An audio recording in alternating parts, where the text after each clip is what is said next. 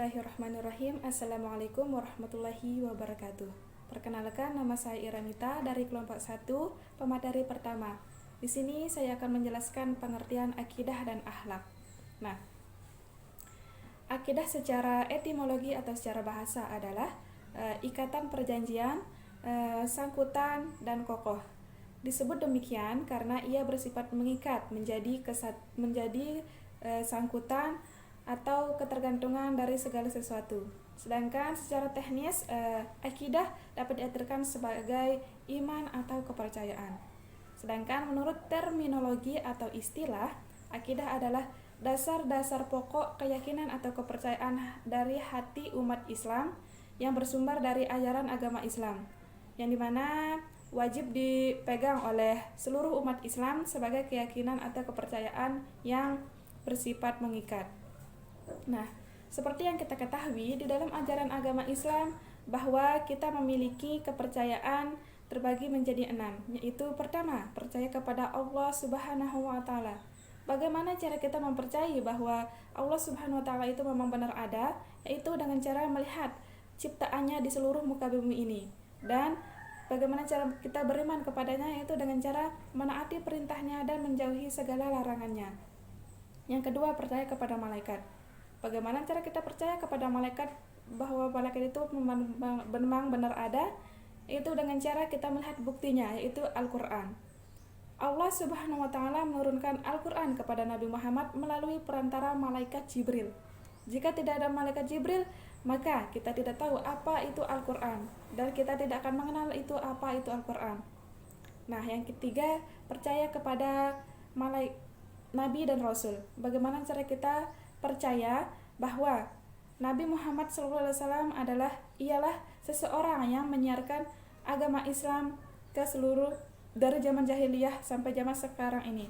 Mungkin jika tidak ada Nabi Muhammad, kita tidak merasakan nikmatnya iman dan Islam seperti yang kita rasakan saat ini. Yang keempat, percaya kepada kitab suci Al-Quran. Bagaimana cara kita mengimaninya? Dengan cara mempelajari dan mengamalkannya dalam kehidupan kita sehari-hari. Yang kelima, percaya kepada hari kiamat.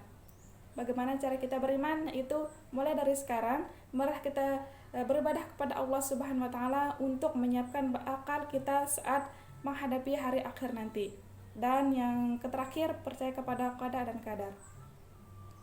Nah, ini adalah miniatur Ka'bah sebagai alat peraga, yang dimana dalam kita sebagai umat Islam, bagi yang sudah mampu diwajibkan mengunjungi Ka'bah yang terletak di Mekah atau di dalam Masjidil Haram.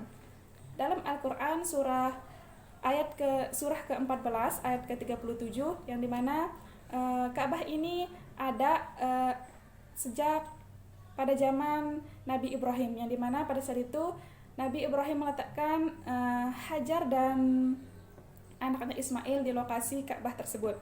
Ka'bah ini dikenal dengan Baitullah atau rumah Allah, yaitu tempat suci, sekaligus sebagai kiblat sholat orang muslim. Nah, inilah alat peraga Ka'bah. Nah, selanjutnya yaitu akhlak. Menurut etimologi atau bahasa, akhlak adalah perilaku, budi pekerti, dan tabiat seseorang. Sedangkan menurut terminologi atau istilah yang dikatakan oleh Al-Ghazali bahwa akhlak ialah sifat-sifat yang tertanam dalam jiwa seseorang yang menimbulkan segala sesuatu yang dilakukan secara sengaja, yang tanpa memikirkan pertimbangan atau memikirkan sesuatu lagi. Jadi akhlak ini bisa dikatakan terletak pada hati seseorang. Jika hati dan jiwa seseorang itu lembut atau bagus, maka akhlaknya juga bagus. Akhlak juga bisa dijadikan sebagai alat ukur menilai seseorang. Jika akhlak orang tersebut baik, maka orang itu bisa dikatakan baik. Nah, Rasulullah SAW pernah ditanya oleh seseorang pemuda. Pemuda tersebut bertanya, "Ya Rasulullah, siapakah mukmin yang paling baik di muka bumi ini?" Dan Rasulullah pun menjawab, "Mukmin yang paling baik adalah mukmin yang paling baik akhlaknya." Lalu pemuda tersebut bertanya lagi kepada Rasulullah, "Ya Rasulullah, siapakah mukmin yang paling cerdas di muka bumi ini. Dan Rasulullah pun menjawab, mukmin yang paling cerdas adalah mukmin yang selalu ingat mati. Nah, jadi melalui percakapan tersebut bahwa kita bisa memetik pelajaran bahwa jika kita ingin menjadi seseorang yang baik, maka marilah kita memperbaiki akhlak kita mulai dari sekarang. Mulailah muhasabah diri kita dari sekarang.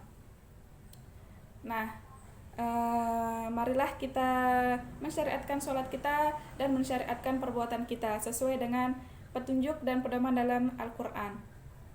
Baiklah, mungkin hanya ini yang bisa saya sampaikan.